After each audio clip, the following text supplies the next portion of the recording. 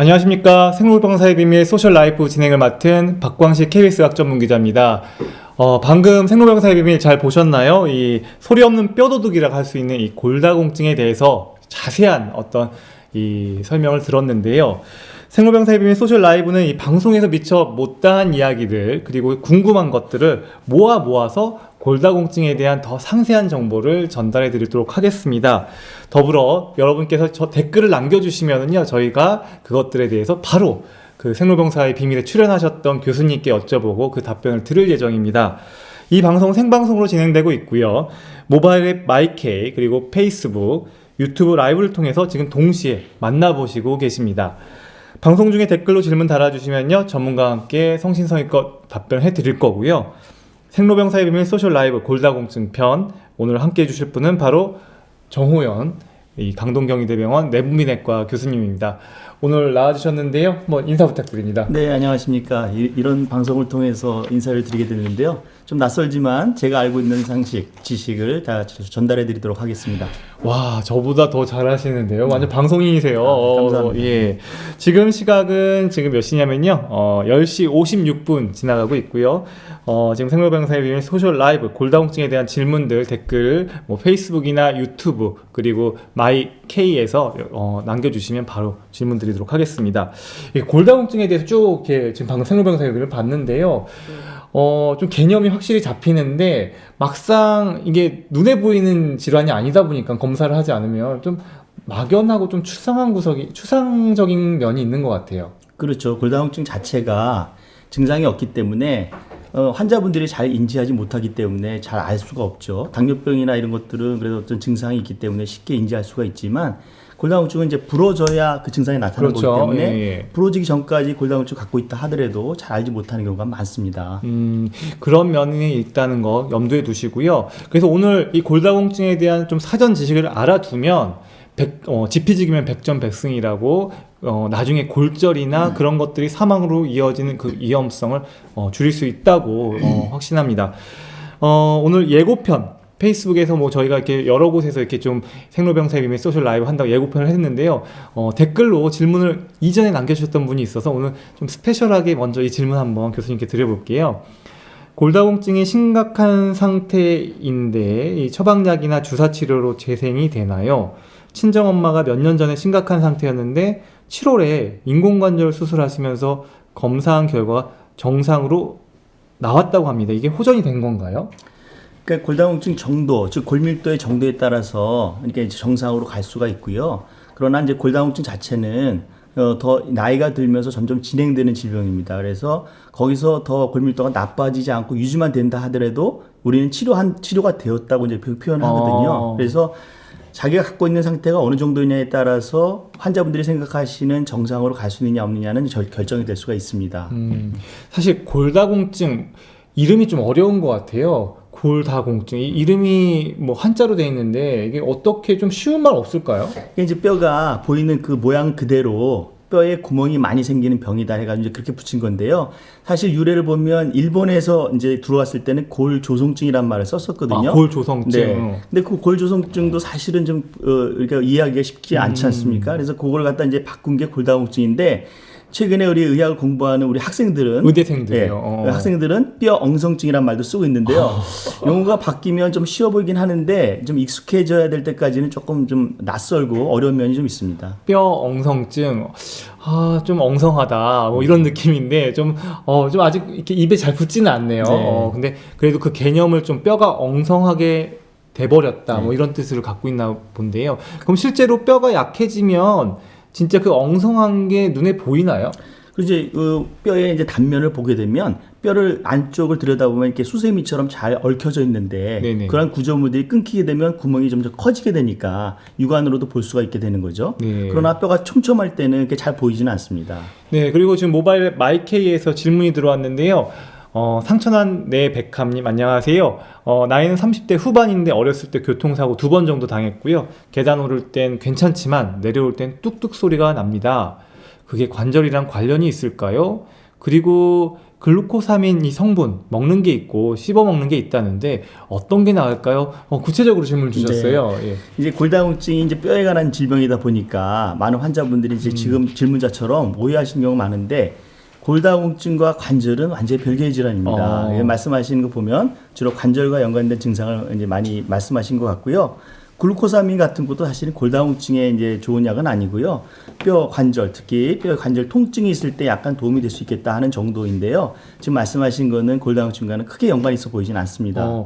그래도 뼈가 약해진다고 하니까 뚝뚝 소리가 나지 않을까? 뭔가 이렇게 힘껏 뭐 밀었는데 뼈에서 뚝뚝 네. 소리가 나지 않을까? 이렇게 아무래도 이제 관절과 관절이 닿는 부위의 주변에 연골이라든지 인대라든지 이런 것들의 어떤 문제 때문에 발생되는 거지 실제로 뼈 자체에서 소리가 나기는 좀 어려울 것 같습니다. 네. 그리고 유튜브에서 김정숙님 안녕하세요. 62세 갑상선 수술 후부터 허리, 무릎, 뼈마디가 관절로 고통받고 있습니다인데요. 그러니까 좀 갑상선 수술하고 골다공증 하고 연관이 있나요? 우리 아까 그 방송에서도 그쵸, 보셨지만 방송에서 나오긴 했죠. 예, 갑상선은 수술한 그 원인이 예를 들어서 갑상선 암이다. 그러면 저희가 보통 갑상선 호르몬을 보충하게 되는데요. 네. 그 갑상선 호르몬을 이제 갑상선 암의 재발을 막기 위해서 조금 과도하게 복용할 경우 인위적인 갑상선 항진증이 되는 거죠. 그럴 경우에는 이제 골다공증이 진행될 수가 있고요. 갑상선을 수술했다고 해서 다 골다공증이 오는 게 아닙니다. 약간 오해의 소지가 있기 때문에 그걸 잘 이해를 하셔야 될 것 같습니다. 네. 그리고 이 페이스북에서요. 양 그레이스님 안녕하세요. 그리고 이 우유가 골다공증에 좋다는 사람도 있고 안 좋다는 사람도 있는데 어떤 것이 맞습니까? 이제 일반적으로 이제 우유는 그 칼슘의 주성분으로서 우리가 칼슘을 섭취하는데 굉장히 좋은 영양소가 되고요. 또 우유에 포함된 여러 가지 단백질들이 뼈 건강에 좋은 걸로 잘 알려져 있는데 그렇죠. 일부 의견에서는 뭐 카제인이 많기 때문에 오히려 뼈에 안 좋다 이런 설도 있습니다. 그러나 많은 연구자들에 의하면 어쨌든 우유는 뼈에 도움을 주는 좋은 그 영양소로 생각되기 때문에 우유로서 칼슘을 보충하라라고 이제 권장을 하고 있습니다. 그러면 지금 이 방송, 이 얘기 들으시는 분들은 그럼 카제인이 없는 우유 마시면 더 좋겠네요. 근데 카제인이 꼭 나쁘다는 그런 것도 근거도 별로 없기 때문에 예, 반드시 그걸 뭐 제거해야 된다 이렇게 말씀드리긴 좀 어렵죠. 그러니까 지금 현재로서는 우유는 골다공증에 도움이 되는 식품이다. 그렇습니다. 네, 이렇게 정리하면 될 것 같고요. 그리고 또 황이희님 안녕하세요. 20, 30대처럼 젊은 나이대에서도 발병하는 연골염과 골다공증 질병 간의 유의미한 상관관계가 있을까요? 질문 주신 거 보니까 좀 이쪽 의학이나 이쪽 분야에 좀 전문적으로 조금 뭐 이렇게 아시는 분 같아요. 이렇게 유의하다 이런 표현 잘 안 쓰는데요, 그렇죠? 네. 예, 어떻습니까? 이게 아까 조금 전에도 말씀드렸다시피 골다공증과 관절과는 아주 밀접한 인접한 부위이기 때문에 많은 환자분들이 이제 착각을 하는 거죠. 그래서 뼈가 아프면 골다공증이다 이렇게 생각을 하는 그런 경우도 많고 대개 통증이나 이런 것들은 이제 관절에서 오는 게 많은데 실제로 말씀하신 것과 골다공증과는 크게 연관성이 있어 보이진 않습니다. 네. 그리고 박주리님 안녕하세요. 그리고 30대시라고 하셨고 골다공증으로 비타민 D를 먹고 있는데 하루 복용량이 궁금합니다. 이렇게 하셨는데요. 이제 골다공증을 치료할 때 우리가 이제 권장하고 있는 비타민 D 용량은 보통 한 800에서 한 1000 정도 되고요. 다만 이 비타민 D가 어느 정도 획득이 돼야 충분한 효과를 발생되기 때문에 비타민 D 상태에 따라서 그 용량은 좀 달라질 수가 있습니다. 그래서 일반적으로는 800에서 1000이지만 어떤 경우에 따라서 예를 들어서 아주 비만하다든지 비타민 D 부족증이 아주 심하다든지 이럴 때는 뭐 2000, 3000까지도 복용할 수 있는 걸로 되어 있죠. 다만 비타민 D가 뼈 건강에 좋다고 해서 모든 사람이 다 복용할 필요는 없습니다. 골다공증 치료를 하는 어떤 약제를 복용해야 되는 경우 비타민 D가 부족한 경우에 보충하시는 게 좋을 것 같습니다. 그 비타민 D 관련해서 저도 질문이 있는데요. 네네. 비타민 D가 활성형이어야지 좀 도움이 된다라고 얼핏 들은 바가 있어서요. 그러면 이렇게 먹는 걸로는 뭐 비타민 D 어떤 기능성 식품이나 약이나 아니면 뭐 이런 걸로는 조금 잘 흡수가 안 되고 뭐 햇빛을 꼭 받아서 그리고 먹는 뭐 비타민 D가 풍부한 음식을 먹어야지만 그게 효과가 있고 약으로는 좀 별로 도움이 되지 않는 거 아니냐 뭐 이런 거 의견이 어떻습니까? 네, 가장 좋기로는 우리가 햇빛을 쬐서 충분하게 우리 몸에서 비타민 D가 합성이 되면 그게 가장 좋겠죠. 근데 이제 나이가 들면 햇빛을 충분히 쬐도 비타민 D가 충분히 합성이 안 되는 경우가 있고요. 나이가 들면요? 네, 그렇습니다. 비타민 D는 우리가 식품을 이제 섭취하게 될 때 우리 몸에 들어가서 가공이 돼야 됩니다. 그게 바로 쓰이는 게 아니고 간과 신장을 통과하면서 이제 조금 전에 말씀하신 것처럼 활성형 비타민 D가 되고요. 그 활성형 비타민 D가 칼슘 흡수에 이제 도움을 주는 건데 그러면 활성형 비타민 D를 약으로 주면 좋겠지만 활성형 비타민 D는 작용 시간이 굉장히 짧으면서 우리가 안전성 영역이 좀 짧아요. 그렇죠. 좀 불안정한 물질이라는 그래서 거죠. 활성형 비타민 자체를 드리는 것보다는 그 전구체를 들여서 우리 몸 안에서 스스로 활성형을 바뀌도록 유도를 하는 거죠. 재료만 제공하는 그렇습니다. 거네. 근데 그 네. 재료가 얼마나 바뀌는지는 사람마다 다 틀리겠네요. 조금씩은 다를 수가 있겠지만 어느 정도 일정 양을 주면 어느 정도 골다공증에 도움이 된다는 것이 이제 많이 입증이 되어 있기 때문에 그런 정도를 저희가 권장하고 있는 거죠. 근데 우리나라 사람들이 비타민 D 부족이 심각하다면서요.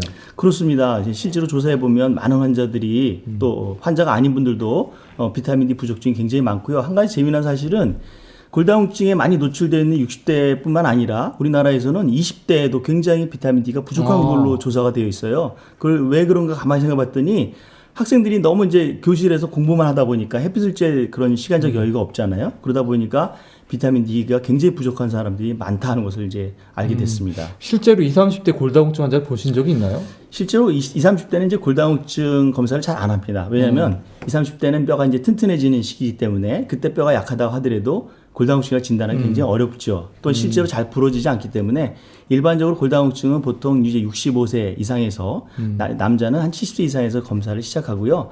50세 이상이거나 폐경된 여성에서 특별한 골다공증과 연관된 어떤 위험 요소를 갖고 있을 때 골다공증 검사를 진행합니다. 그러니까 65세 여성은 65세 이상, 남성은 70세 이상에서 골다공증이 많아지고, 그렇죠. 그리고 검사하는 시기는 한번 좀 골다공증 그 골밀도 검사를 받아야 되는 시기는 조금 더 그보다 앞선 건가요? 그러니까 이제 아무 질병도 없을 때는 여자는 65세 이상, 남자는 70세 이상에서부터 이제 우리가 검사를 시작을 해야 되고요. 50세 이상이거나 폐경이 된 여성에서 다른 위험 요소가 있다면 이제 검사를 해야 되는 거죠. 아까 방송에도 말씀하셨지만은 우리나라에서 국가검진에서 굉장히 골밀도 검사를 잘해주고 있어요. 그래서 물론 여자에 해당되는 문제지만 여자는 66세 그리고 54세에 국가검진에서 골밀도를 검사를 해주고 있습니다. 한번 해주거든요. 한번 거기서 한번 걸러지겠네요. 네. 그리고 또 질문 받아보겠습니다.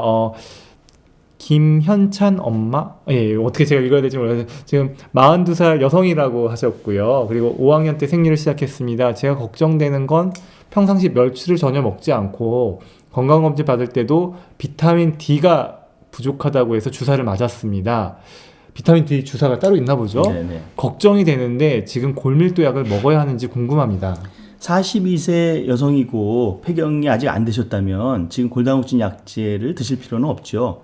왜냐하면 이제 폐경이 되고 난 다음부터 물론 이제 뼈는 일생 동안에 이제 20, 30대 튼튼해진 후에 일정 기간 유지되다가 뼈가 나빠지기 시작하거든요. 그 나빠지는 시기가 여성에서는 이제 폐경이 되는 시기입니다. 그래서 나빠지는 시기에 뼈가 약하다면 그때부터 이제 골다공증 치료를 하시면 될 것 같고요. 이제 멸치는 잘 드시는 게 좋긴 하겠지만 멸치가 굉장히 짠 음식이잖아요. 그렇죠. 그래서 짠 음식은 다시 칼슘을 많이 배출시키는 그런 역할을 하기 때문에 굳이 칼슘의 그 영양소로 멸치 같은 걸만 고집하실 필요는 없습니다. 또한 이제 비타민 D 주사가 요즘 많이 활성화되어 있는데 비타민 D는 이제 먹는 약으로도 많이 이제 나와 있기 때문에 먹는 약으로 쓸 수 없는 경우에는 이제 주사를 사용하시면 될 것 같습니다. 그리고 윤경님께서 질문 주셨는데요. 35세 미혼 여성입니다. 그리고 골다공증 진단을 받고 젊은 여성인데도 골다공증 진단을 받으시는 분들 꽤 계시나 봐요. 그래서 주사 치료 2년 차입니다. 젊은 여성이 골다공증일 경우에 치료 및 예후 주시점도 알고 싶습니다. 임신의 위험성도 궁금합니다. 어떻습니까? 35세 분이 이제 골다공증이다. 그건 좀 굉장히 아주 특이한 케이스인데요. 실제로 사실 저 연령대는 골다공증 검사를 잘 안 하는데 특별히 골다공증 검사를 했다면 예를 들면 이제 골절이 발생됐다거나 이럴 경우에 이제 하거나 또한 골다공증을 일으키는 2차성 요인을 갖고 있을 때 검사를 하죠. 웬만해서는 사실 검사를 잘 안 합니다. 그러면 2차성 골다공증 이게 골다공증이 젊은 나이에 왔을 때는 그게 어떤 노화에 의한 게 아니라 어떤 요인들이 있다는 거가 그렇죠. 그게 뭐죠? 이제 일반적으로 우리가 고혈압도 아무 이유 없이 발생되는 경우를 이제 본태성 고혈압, 그렇죠. 원인 없는 특별한 원인 있는 걸 2차성 고혈압 이렇게 표현하듯이 골다공증도 나이가 들어서 폐경이 돼서 생기는 경우는 이게 노화라고 보기 때문에 그냥 일반적인 1차성 골다공증이라고 하고요. 예를 들면 다른 어떤 질병이나 어떤 약물이나 이런 것 때문에 생기는 골다공증은 2차성 골다공증이라고 합니다. 그래서 젊은 연령에서 정말 골다공증이라고 진단됐을 때는 그런 2차성 요인이 있는지를 확인해 봐야 될 것 같고 덜 중요한 거는 그 2차성 요인을 제거를 해야 되겠죠. 정말 특이하게도 특발성 아무 원인 없이 발생되는 경우가 있는데 그럴 경우는 사실은 골절이 발생됐다거나 주기적으로 관찰했더니 골밀도가 너무 과도하게 나빠졌다든가 이런 경우에만 이제 약물 치료를 시작하시면 될 것 같고요.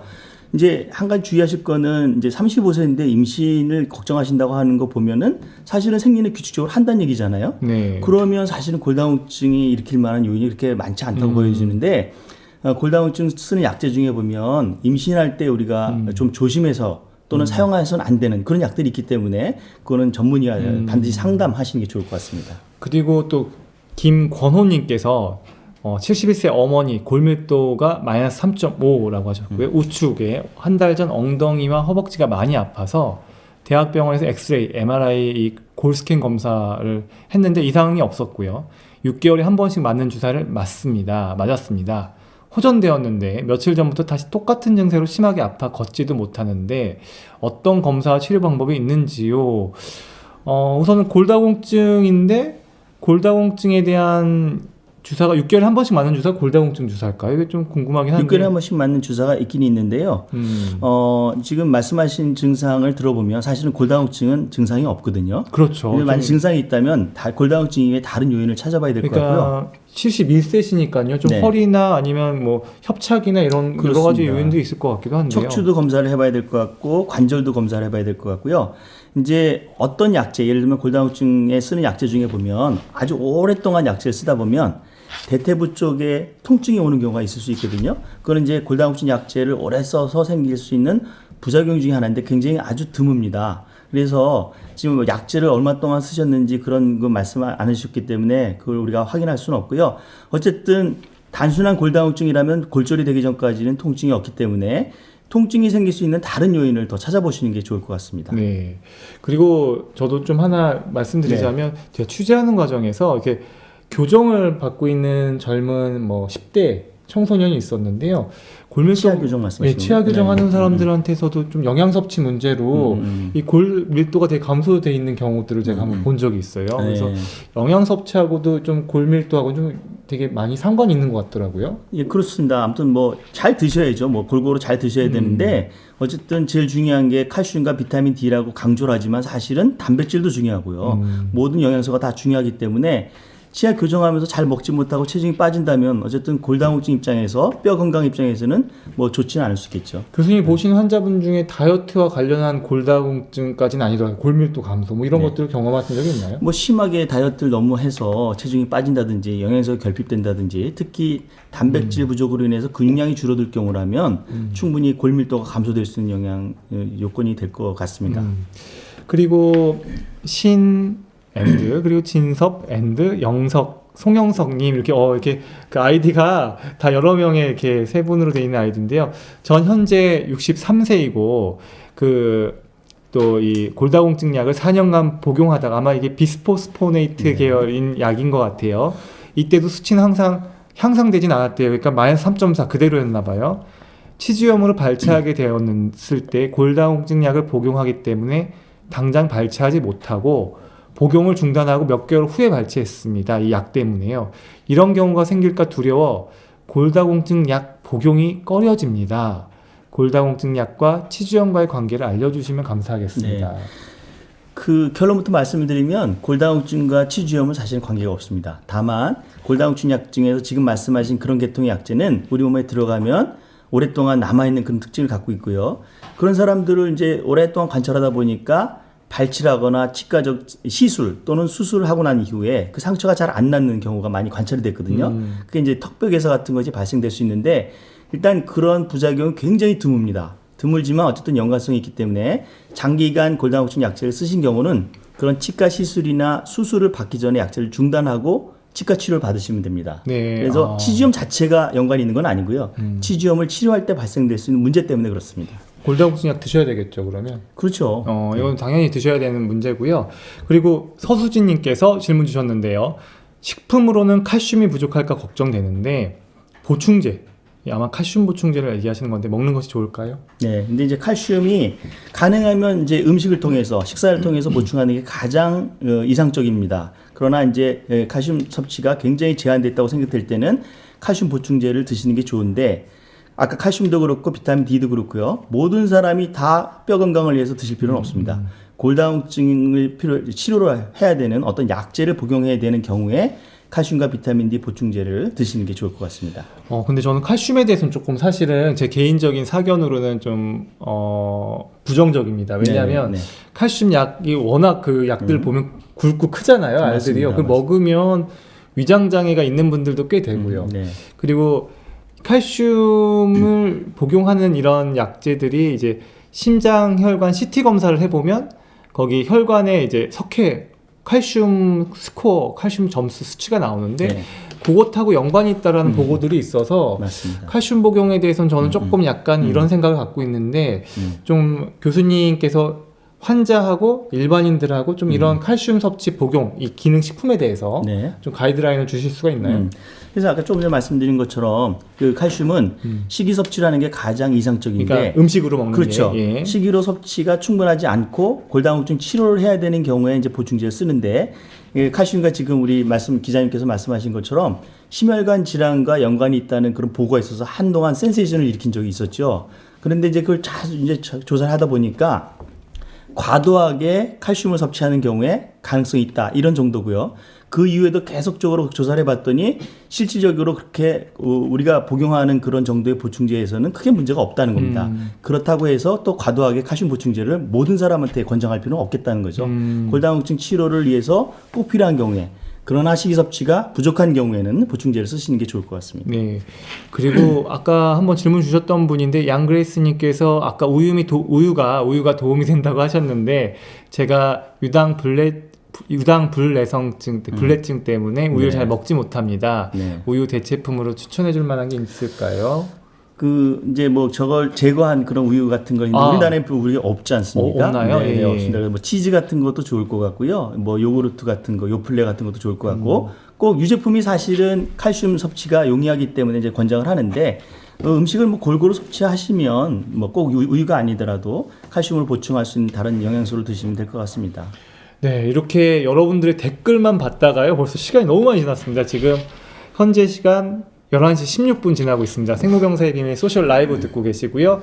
오늘 함께 해주시는 분은 정호연 강동경희대병원 내분비내과 교수와 이 골다공증 편에 대해서 같이 이야기 나누고 있습니다. 계속 댓글로 질문 남겨주시면요. 답변 들을 예정이고요. 이제 또 제가 준비한 질문들을 한번 또 드려보겠습니다. 교수님, 저는 골다공증 약 진단을 받으면 아까 60세에서 70세 이 정도 되잖아요. 그러면 평생 약을 먹어야 하는 건가요? 치료는 이제 평생 해야 되는데 이제 안타깝게도 약을 평생 드시라고 하기에는 효과나 안전성이 아직 확보가 안 됐습니다. 그래서 많은 연구에서 어느 정도 그 효과가 인정이 되고 있는 게 한 10년 정도까지인데 그 이후에는 이제 우리가 경험적으로 유추해서 효과가 있을 것이다, 안전할 것이다 이렇게 이제 유추해서 하게 되는데 좀 더 많은 데이터가 축적이 될 필요가 있습니다. 그러나 아직까지는 10년 정도까지는 안전하게 약을 복용할 수 있고요. 치료의 개념이 꼭 약을 써야 되는 것만 아니기 때문에 어쨌든 우리가 치료적 관점에서는 평생 관리를 해야 되지만 약을 쓰는 거는 조금 상황에 따라서 중간에 약을 중단할 수도 있고 지속해서 쓸 수도 있고 그렇게 생각하시면 될 것 같습니다. 네. 또 방금 그 칼슘 보충제 질문해 주셨던 서수진님께서요. 교수님 네. 답변해 주신 거에 대해서 감사합니다 하고 또 댓글 남겨주셨네요. 네네. 감사합니다. 그리고 또 이 엄마께서 골다공증 주사 치료를 하고 나서 담이 들었다. 그래서 골다공증 주사 치료의 부작용으로 이런 것들이 있는지 주사 치료제의 부작용 좀 네, 올 수가 있습니다. 대표적으로 많이 쓰는 이제 비스포스포네이트 계열의 약제라고 생각되는데 먹을 수도 있고 주사를 맞을 수도 있습니다.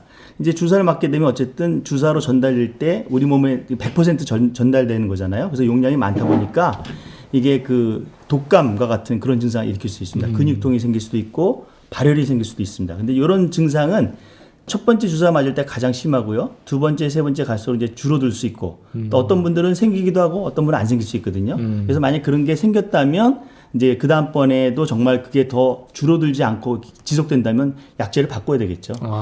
그렇군요. 페이스북에서 황순영님 안녕하세요. 마른 체질이라고 하셨는데요. 예전에 골다공증 검사에서 T스코어가 마이너스 2.1이 나왔습니다. 아직 큰 병원에서 검사를 받지는 않았다고 그랬고요. 약국 가서 약을 먹으라고 하는데 처방 없이 개인이 사 먹을 수 있나요? 저도 이런 거 궁금한데요. 처방 없이 약을 사서 드실 수는 없고요. 근데 이제 T 점수가 마이너스 2.1이다 그러면 이제 골 감소증에 해당되는데 환자분의 나이도 중요하고 다른 골절에 대한 어떤 위험 요소를 가지고 있느냐 이것도 중요합니다. 그래서 네. 실제로 골다공증이 중요한 질병이지만 그 골다공증 전 단계가 골감소증이거든요. 근데 많은 골절은 골감소증에서도 발생이 된다는 거예요. 그래서 위험 요소를 갖고 있느냐 없느냐에 따라서 치료의 대상이 될 수도 있고 안 될 수도 있습니다. 네. 그리고 SHTV님께서 류마티스가 있는데 골다공증의 위험 요인이 될까요? 네, 되죠. 류마티스가요? 네, 그렇습니다. 전혀 다른 병이잖아요. 류마티스 관절염 자체가 골다공증의 위험 요소로 작용되고 있고요. 왜냐하면 류마티스 관절염 자체가 있으면 통증이 있기 때문에 환자들이 잘 움직이지 못하고요. 그다음에 류마티스 관절염을 치료하는 어떤 약제, 예를 들어서 스테로이드를 쓴다면 또 골다공증을 더 악화시킬 수 있는 요인이 되기 때문에 류마티스 관절염은 골다공증의 위험 요소로 잘 알려져 있습니다. 그렇군요. 또 김현준님 안녕하세요. 또 질문 주셨는데요. 갑상선 저하증 약과 비타민 D 약을 함께 복용해도 되는지, 이렇게 내분비내 어떤 호르몬 계통의 약하고 이 비타민 D 약하고 같이 먹어도 되는지 질문 주셨어요. 같이 드셔도 되는데요. 지금 말씀하시는 게 동시라고 그러면 조금 그건 좀 차이가 있습니다. 왜냐하면 갑상선 호르몬을 이제 드시고 있다면 그건 사실은 공복에 드셔야 되거든요. 비타민 D는 식후에 드셔야 또 흡수가 잘 됩니다. 따라서 드시는 시간을 조절하시면 충분히 같이 드실 수는 있습니다. 그리고 이제 저도 질문이 하나가 있는데요. 네. 사실 골다공증, 뼈를 강하게 하는 거는요. 네. 체중하고 연관졌을 때 체중이 좀 나가야 좀 단단해지는 겁니까? 그렇습니다. 체중만 놓고 볼 때는 마른 사람보다는 뚱뚱한 사람이 골다공증에는 굉장히 유리한 거죠. 왜냐하면 체중 자체가 뼈에 대한 자극이라고 생각하시면 되는데요. 뼈는 자극을 받아야 튼튼해지거든요. 다만 체중 중에서도 근육이 많은 체중이 많은 사람과 지방이 많은 체중이 많은 사람이 있는데요. 지방이 많은 사람은 조금 불리합니다. 따라서 마른 사람보다는 뚱뚱한 사람이 좋고 뚱뚱한 사람 중에서는 근육이 많은 사람이 훨씬 골다공증이 좋다 이렇게 보시면 될 것 같습니다. 그러면 이렇게 체중을 증가시키는 게 일단 좋다라고는 결론이 이제 얘기를 해주셨잖아요. 근데 이제 근육을 키우려면 운동을 해야 되잖아요. 그렇습니다. 그럼 운동을 유산소 운동하고 아까 생로병사의 비밀 본방편을 보신 분은 아시겠지만 그렇게 운동을 하다가 네. 사실 운동 자체가 또 골다공증성 골절 위험을 높이는 건 아닌지 걱정도 되거든요. 근데 운동하는 목적이 이제 지금 말씀하신 대로 뼈에 대한 자극을 주기 위해서 근력을 강화하기 위해서 하는 것도 있고요. 더 중요한 거는 균형 감각을 유지하기 위한 겁니다. 운동을 하시다가 낙상이 되면 이제 골절에 하는 위험 요소가 되는 거죠. 뼈가 아무리 약해도 충격이 심하게 가해지지 않으면 골절이 안 생길 수 있는데 또 뼈는 정상이지만 또 충격이 심할 때는 뼈가 부러질 수 있거든요. 네. 가장 중요한 것은 낙상이 되지 않도록 조심하는 게 가장 중요합니다. 따라서 운동하실 때 균형 감각을 유지하고 넘어지지 않도록 주의하는 게 가장 중요합니다. 사실 교수님한테 이 골다공증 오늘 이 편 방송하기 전에요. 제가 사실은 좀 얘기를 나눴어요. 이 골다공증 너무 추상적이다. 증상도 없고 뭐 뼈가 약하다는데 사실은 본인이 알기 전혀 어렵지 않은데 이렇게 호들갑 떨 필요가 있느냐. 골다공증을 왜 무서워해야 하느냐. 그걸 좀 와닿지가 않는다. 네. 더군다나 60세, 70세 때 검사를 받고 그때 맞는 병이라고 한다면 뭐 30, 40대 젊은 사람들은 더 관심이 떨어질 수밖에 없다. 이게 제가 이렇게 좀 한번 질문 드려봤는데 교수님 어떻습니까? 골다공증이 왜 중요하냐면요. 골절을 유발하기 때문에 그렇습니다. 골절을 유발하면 그 골절 자체가 사망률과 직결이 된다는 거거든요. 또 사망하지 않더라도 일상생활이 굉장히 불편하고 독립적인 생활을 할 수가 없다는 거죠. 근데 우리나라가 이제 점점 노령화되고 있고 우리나라의 그 평균 수명이 점점 길어져서 2030년이 되면 우리나라가 최고령 국가가 된다는 거예요. 그럼 골다공증 환자가 기하급수적으로 늘어납니다. 지금 50세 이상에서 국민 건강 영양 조사를 보면 약 20%가 골다공증인 거예요. 그러면 5분 중에 1분은 골다공증이 있다는 거고 이분들이 잠재적으로 골절이 될 수 있는 어떤 위험 요소를 갖고 있는 겁니다. 근데 사실 골다공증 자체가 증상이 없기 때문에 인식을 하지 못하고 있고 골다공증이 지금 우리 기자님께서 말씀하신 것처럼 내가 그 위험 요소를 갖고 있는지 뼈저리게 느끼지 못하는 거죠. 그러나 골다공증 자체가 골절을 일으킨다는 것을 충분히 우리가 인식한다면 굉장히 중요한 병이라고 생각해야 될 것 같습니다. 실제로 그래서 골다공증이 있는 상태에서 골절이 됐을 때 1년 내 사망률이 상당히 높다면서요? 그렇습니다. 뭐 5분 중에 1분 정도가 1년 내에 사망하실 수 있다 이렇게 생각하시면 될 것 같거든요. 그러면 예전에는 이 골다공증이랑 병도 몰랐을 때는 시골에서 논두렁에 길 가다가 좀 넘어지신 어르신들이 그 한 몇 개월 계속 일어나지 못하고 누워 계시다가 돌아가시는 것들 다 이런 경우인가요? 그럴 가능성도 있죠. 네. 예, 이렇게 또 골다공증성, 결국 골다공증이라는 거는 그 뒤에 따라올 그 연속적으로 따라올 골절 그리고 그 사망 이런 위험들을 높인다는 거 기억해 두시면 될 것 같고요. 그러면 골절이 됐는데 왜 사망위험으로 가느냐? 또 한 번 더 구체적으로 질문 네. 들어봅니다. 골절 됐는데 왜 사망을 할까? 네. 위험이 높아질까? 골다공증 골절은 이제 다양한데요. 이렇게 손목 골절 같이 아주 작은 부위에 생기는 거 이외에 모든 골다공증 골절은 사망률과 연관이 있는데 그 중에서도 특히 대퇴골 골절, 고관절 골절은 사망률과 많이 관계가 높습니다. 그 이유는 아주 고령에서 발생되기 때문인데요. 고령 환자분들 일단 다른 질병을 많이 갖고 있습니다. 당뇨병, 고혈압, 심장병 이런 것들 많이 갖고 있기 때문에 그런 기저질환이 같이 동반된 경우에 골절이 된다면 사망률이 높아지는 거고요. 또 입원해서 또 수술을 받아야 하기 때문에 수술에 대한 어떤 후유증이 생길 수 있고요. 병원 생활 오래 하면서 생길 수 있는 어떤 폐렴이라든지 여러 가지 문제점들이 동반될 수 있기 때문에 사망률이 증가된다라고 볼 수 있습니다. 네. 유튜브에서 윤경님께서 아까 질문 주셨는데요. 한 번 더 재질문이 들어오셨는데요. 아까 30대 여성이라고 하셨던 분이요. 기억나시죠? 네네네. 산부인과하고 내분비내과에서 종합검사로 해서 다른 원인을 못 찾았대요. 골다공증에. 네네네. 그래서 그럼 2차성이 아닌 것이지요. 그러면서 특발성인 경우에는 완치까지 기대할 수 있는 건가요? 질문 주셨어요. 그래서 제 생각에는요, 30세 정도시면은 좀 기다려 보시는 게 좋을 것 같고요.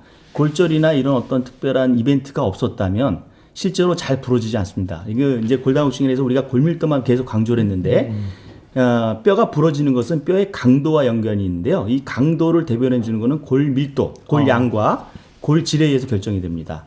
그러니까 골밀도가 골강도의 한 70%를 좌우하기 때문에 또 골질을 잘 측정하지 못하기 때문에 골밀도를 많이 강조하는데요. 제가 볼 때 30세라면 뼈의 질 자체가 그렇게 꼭 나쁘다고 볼 수는 없거든요. 따라서 골절이 뭐 발생되거나 지속적으로 됐더니 골밀도가 계속 나빠지지 않았다면 30세에 서둘러서 치료할 필요는 없을 것 같습니다. 그러니까 어쩌면 30대의 경우 이렇게 예외적인 경우는 수치상의 문제, 수치상으로는 이렇게 보이는데 실질적으로는 골질, 골의 퀄리티는 나쁘지 않을 수 있다. 그렇기 때문에 조금 더 기다려 보면 좋지 않을까 한다라는 게 교수님 의견이셨습니다. 그리고 또 질문들 있는데요. YU 선영님, 골다공증 예방이 가능한 건가요? 어떤 식습관이나 생활습관 등으로도 그 예방을 위한 도움을 받을 수 있을까요? 글루코사민, 키토산 등 들은 적이 있는데 여러 성분들 중 꼭 확인해 봐야 하는 것이 무엇이 있을까요? 질문 주셨어요. 네, 골다공증 예방할 수 있는 질병입니다. 가장 중요한 거는 이제 가장 안 좋은 그 골다공증 골절 예방하는 게 가장 중요한데요. 골다공증 골절은 사망률을 일으키고 뭐 여러 가지 문제점을 일으키는데 가장 중요한 거는 예방할 수 있다는 거거든요. 또한 골다공증 자체도 마찬가지입니다. 그래서 사실은 이미 나이가 들어서 예방한다는 건 조금 어폐가 있는 거고요. 어렸을 때부터 건강한 생활 습관이나 운동이나 영양이나 이런 걸 잘 유지한다면 뼈가 튼튼해지는 시기에 충분히 튼튼해지고 뼈가 나빠지는 시기에 그걸 늦춘다면 얼마든지 예방할 수 있는 질병이죠. 그래서 가장 중요한 것은 균형 잡힌 식사와 균형 잡힌 운동 이런 것들이 이제 어렸을 때부터 강조가 되어야 될 것 같습니다. 네, 지금 현재 시각 11시 27분 지나가고 있고요. 생로병사의 비밀 소셜 라이브 여러분 보고 계십니다. 마이케이 그리고 모바일 앱 마이케이 그리고 유튜브 그리고 페이스북에서 모두 동시에 지금 실시간으로 방송 중입니다. 교수님, 이번에 골다공증의 오해와 진실 시간이 돌아왔습니다. 네, 네. OX 퀴즈 네. 팩트 체크 시간인데요. 여기 OX 네. 이게 있고요. 그래서 제가 질문을 드리면 OX 들어주시면 됩니다. 네. 너무 어려운 건 묻지 마십시오. 네, 겸손까지. 네. 당뇨병이 골다공증을 야기할 수 있다. 있다. 당뇨병이요? 네, 그렇습니다. 이건 또 전혀 다른 병이잖아요. 당뇨병은 크게 이제 두 가지 타입이 있죠. 네. 1형 당뇨병과 2형 당뇨병이 있습니다. 그래서 1형 당뇨병은 인슐린이 잘 분비가 안 돼서 이제 골다공증이 진행되는, 그래서 당뇨병이 진행되는 건데 대개 이분들이 좀 말라 있고요. 그래서 인슐린 분비가 잘 안 되기 때문에 실제로 골밀도도 좀 떨어져 있는 경우가 많습니다. 근데 2형 당뇨병은 인슐린이 분비가 되긴 되지만 상대적으로 좀 적게 분비가 되고 인슐린 저항성이 있는 당뇨병이잖아요. 이런 분들은 좀 되게 약간 비만합니다. 그래서 골밀도를 재보면 골밀도 자체는 낮아지지 않았어요. 그런데 골절은 증가되어 있습니다. 따라서 1형 당뇨병이든 2형 당뇨병이든 다 골다공증과 연관이 있다라고 보시면 될 것 같습니다. 네. 그러면 두 번째 질문 들어가겠습니다. 짜게 먹는 식습관은 골다공증을 악화시킨다. 네, 맞습니다. 짜게 먹는 거요? 네.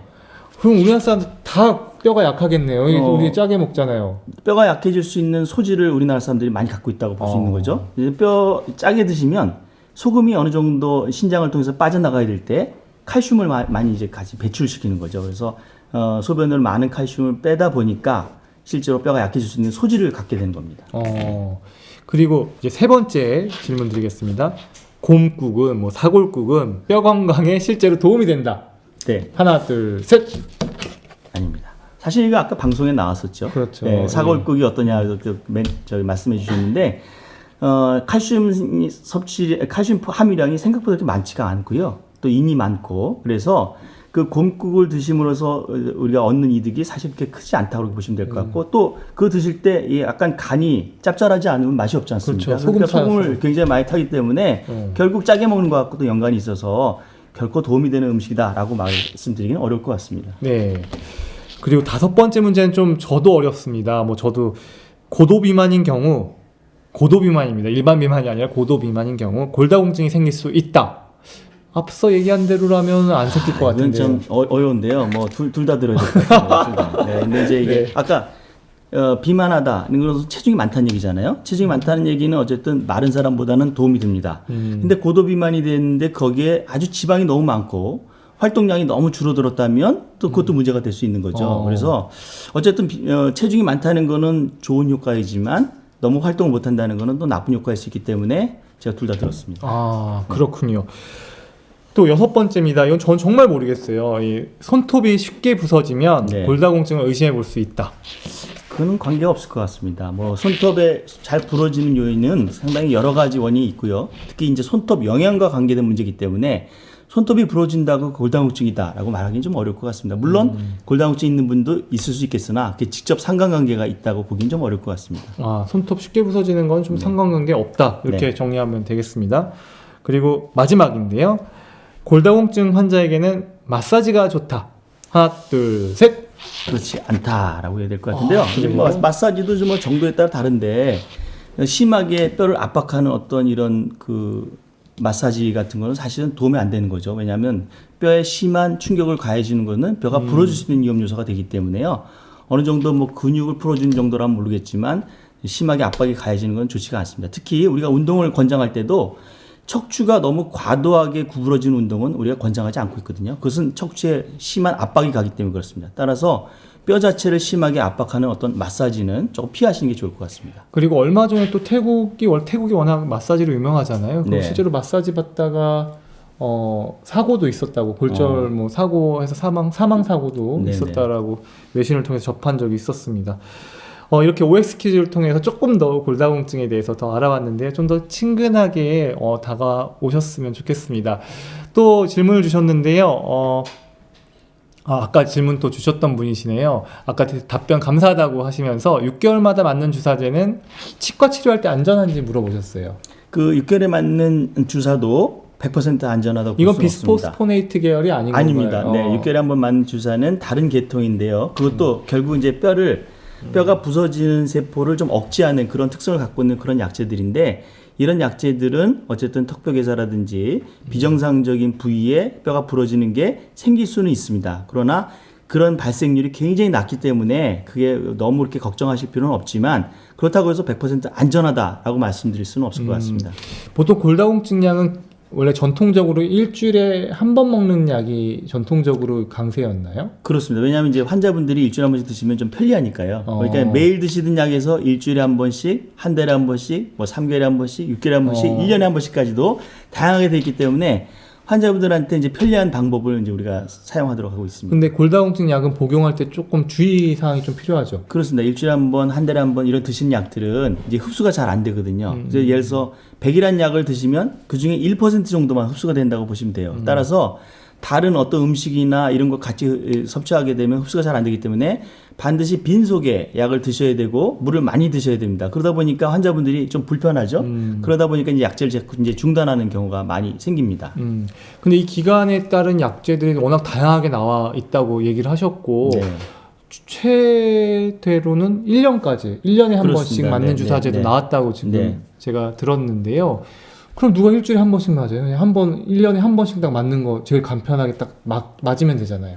그럴 수 있지만 또 이제 드실 수 있는 분들 굳이 우리가 아주 강한 약을 쓸 필요는 없거든요. 아, 그게 좀 몸에 영향이 큰가 보죠? 아까 어떤 분이 말씀하셨잖아요. 근육통이 생기고 막 이렇기 때문에 예. 이렇게 한 번에 이제 간격이 길어지면 길어질수록 많은 용량이 한꺼번에 들어가기 때문에 거기에 따른 어떤 신체 이상 반응 같은 게 이제 느낄 수가 있는 거죠. 그러니까 양이 한꺼번에 많이 들어가기 때문에 기간은 길어질지 몰라도 어쩌면 신체가 받아들이는 좀 부담스러울 수 있다. 그렇습니다. 그러니까 좀 환자의 컨디션이나 이런 상황에 따라 좀 약의 종류도 바뀌겠네요. 그렇습니다. 또 그런 상황도 있고 또 하나 이제 환자분이 가지고 있는 골절의 위험 요소에 따라서 꼭 강한 약을 써야 될 때가 있고 또 약한 약을 써서 오랫동안 지속해야 될 때도 있고 그렇기 때문에 강하다고 다 모든 약이 다 좋은 건 아니거든요. 그래서 거기에 맞춰서 약제를 선택해야 될 것 같습니다.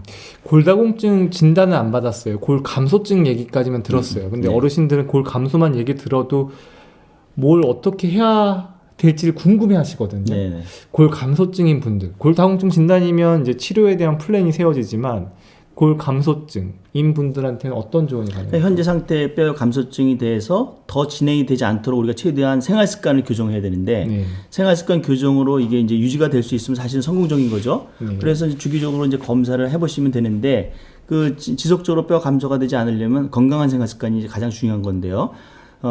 규칙적인 운동, 그다음에 골고루 식사하는 습관.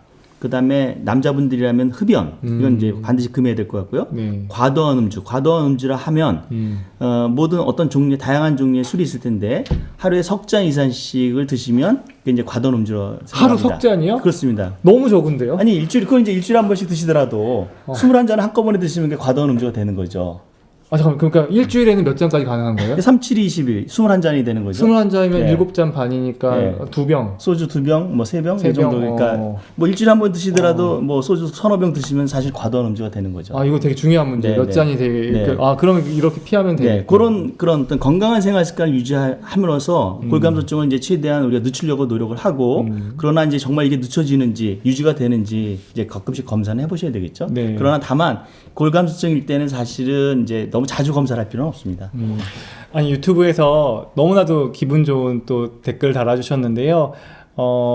선영 와이유님께서 답변 감사합니다. 실시간 Q&A가 좋네요. 슈스생이라고 했어요. 슈퍼스타 생로병사. 아마 교수님이 오셔가 제가 이런 댓글 다는 건 제가 처음 봤는데요. 그리고 이영미 씨께서도 소셜 라이브로 좋은 정보 주셔서 감사드립니다. 많은 도움이 되고 있습니다. 폐경이 된 여성이 골다공증 약을 먹으면 완치도 가능한지요? 하고 또 질문도 주셨어요. 가능합니다. 네. 혹시 폐경된 여성에게는 이런 사실 골다공증 약이 이제 좀 아까 그 기간대로 먹는 네. 것보다도 호르몬 대체요법이라는 또 하나의 또 다른 길이 있지 않나요? 그렇습니다. 네, 폐경이 된 직후에 뼈가 어느 정도 약해진 분들은 사실은 원인적으로 보면 여성 호르몬이 없어져서 골다공증이 생기는 게 많거든요. 그래서 이론적으로 보면 여성 호르몬을 이제 보충하는 게 가장 좋은데 근데 여성 호르몬을 또 장기간 쓰게 되면 생기는 여러 가지 문제점들이 있기 때문에 여성 호르몬을 아주 장기간 쓸 수는 없는 거죠. 그렇다고 해서 또 아주 강한 약을 폐경된 직후에 젊은 여성들한테 처음부터 쓰기는 어렵기 때문에 여성 호르몬 쪽에 관련된 약제를 처음에 쓰시다가 나중에는 더 강한 약을 쓸 수 있기 때문에 조기에는 어쨌든 여성 호르몬과 관련된 약제를 쓰시면 될 것 같습니다. 그러니까 그리고 여성 호르몬의 장단점을 또 구분한 약제들도 나와 있지 않나요? 그렇습니다. 이제 단점을 좀 제거한. 이제 폐경이 되고 나서 갱년기 증상이 있고 골다공증이 있다면 여성 호르몬 자체를 복용하시는 것도 하나의 방법인데요. 그걸 이제 장기간 쓰기에는 좀 환자분들이 좀 부담이 되죠.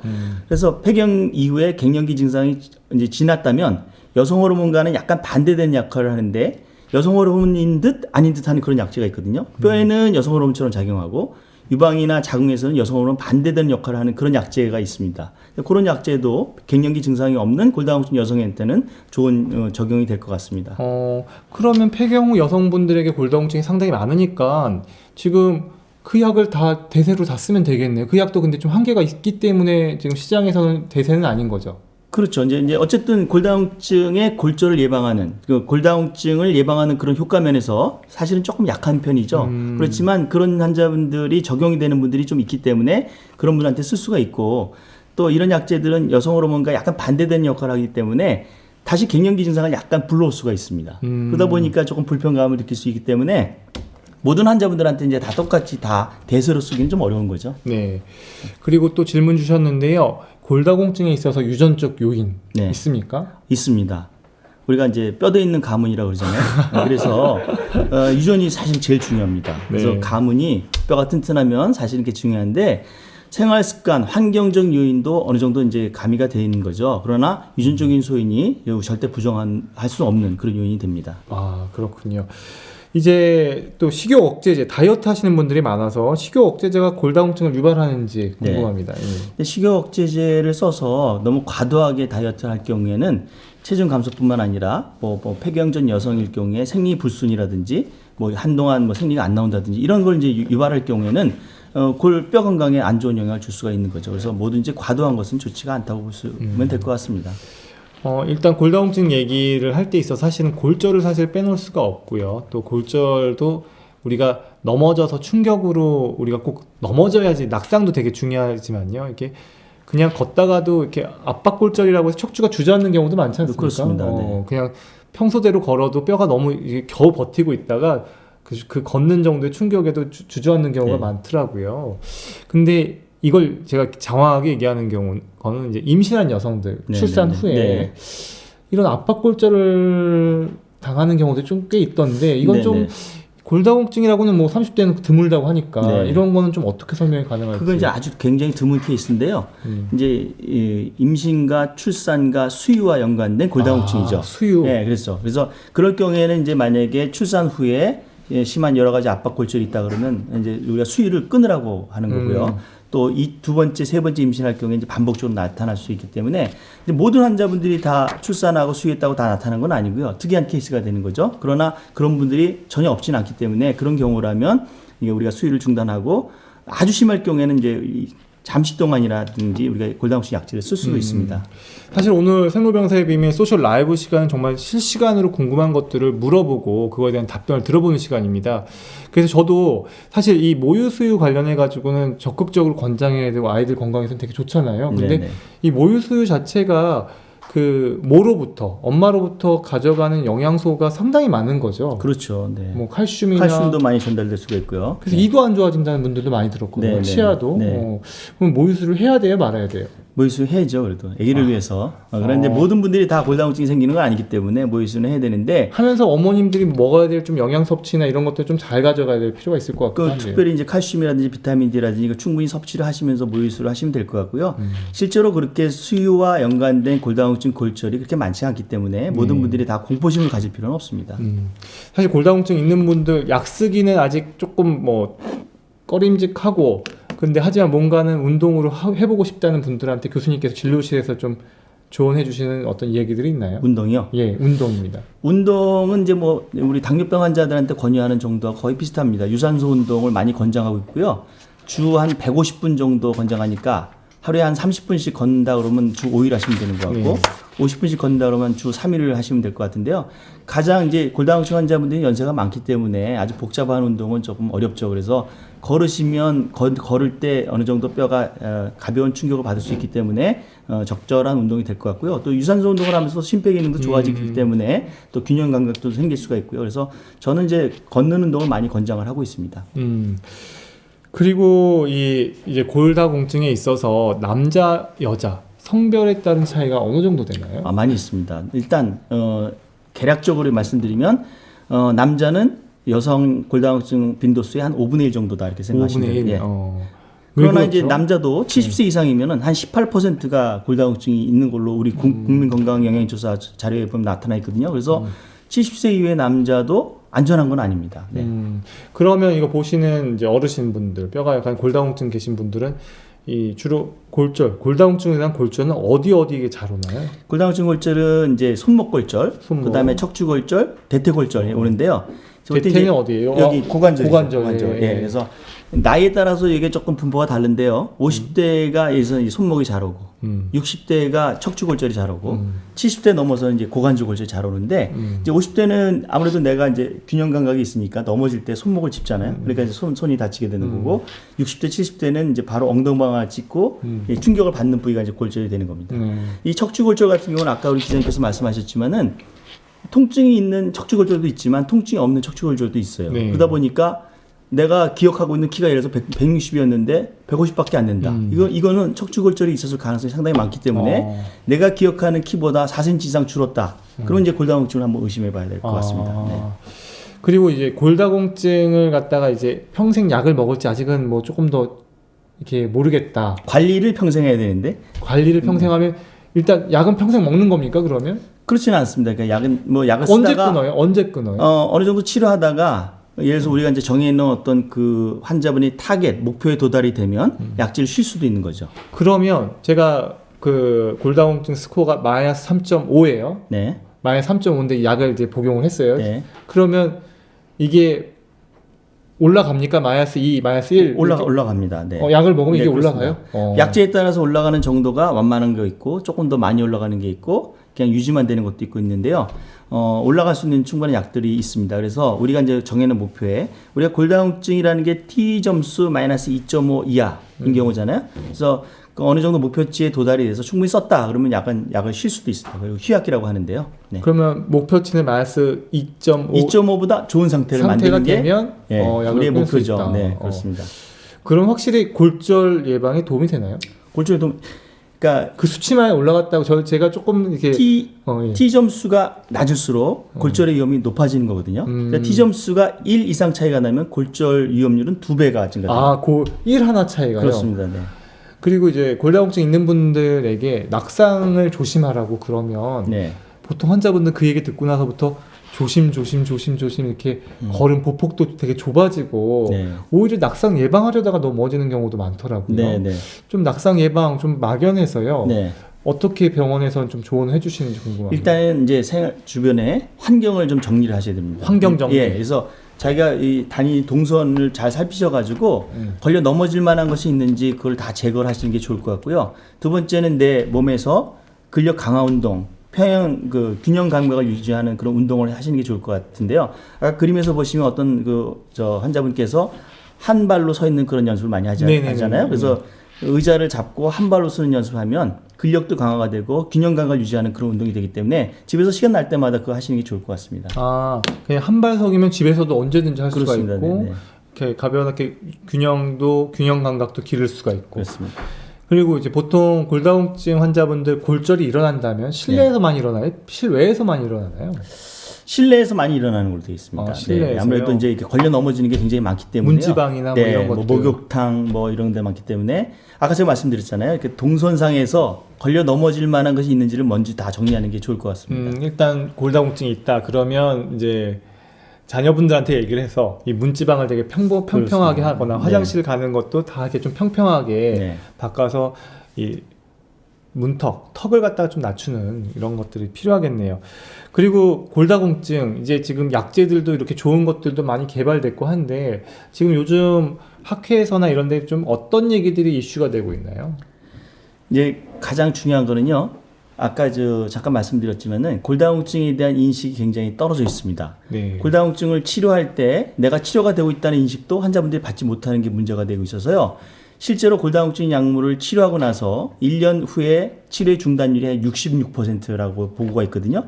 많은 분들이 약을 중단한다는 거죠. 그래서 실제로 받아야 될 환자분들이 치료를 받지 못하고 그걸로 인해서 생기는 어떤 후유증이 클 수 있기 때문에 이건 비단 우리나라뿐만의 문제가 아니라 전 세계적인 문제입니다. 그래서 골다공증을 치료하는 많은 전문가들이 말하기를 지금 골다공증 치료의 위기 시대다 이렇게 얘기를 하고 있거든요. 그래서 골다공증에 대한 좀 올바른 정보를 전달하고 골다공증의 어떤 위험성을 잘 알려서 환자분들이 치료받아야 될 분이 받지 못하는 그런 상황이 생기지 않도록 하는 게 가장 중요하다고 생각합니다. 네.